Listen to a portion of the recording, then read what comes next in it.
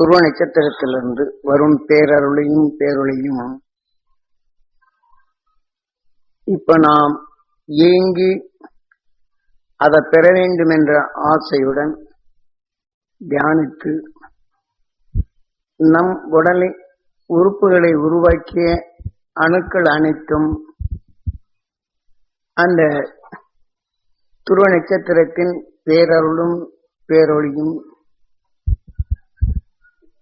பெறச் செய்யதான் இப்போது நாம் தியானிக்கின்றோம்.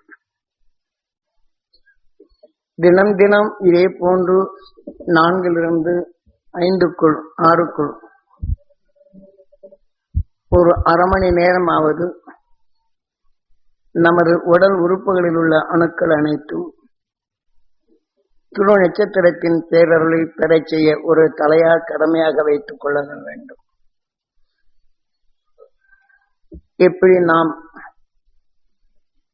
உடலுக்கு ஆகாரத்தை சாப்பிடுகின்றோமோ இதே போல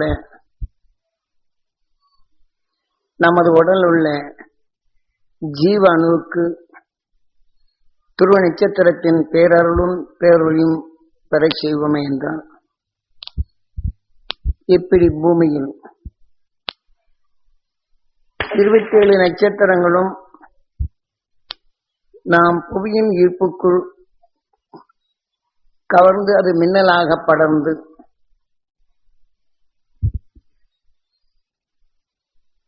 சில நட்சத்திரங்களின் உணர்வுகள் எப்பகுதியில் அதிகமாக படர்கின்றதோ இந்த மண்ணுடன் மண் கலந்து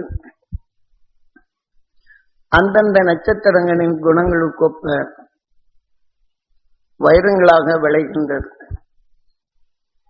இந்த காற்றில் இருப்பதை புவியின் ஈர்ப்பின் தன்மை கொண்டு அது வைரங்களாக விளைகின்றது. இதே போன்று துருவ நட்சத்திரத்திலிருந்து வரும் பேரலும் பேரொளியும் நம் உடல் உறுப்புகளை உருவாக்கிய அணுக்களுக்கு அதை சிறுக சிறுக சேர்க்க இந்த உயிரைப் போலவே அது ஜீவணுவாகி உயிரணுவாக மாறிவிடும்.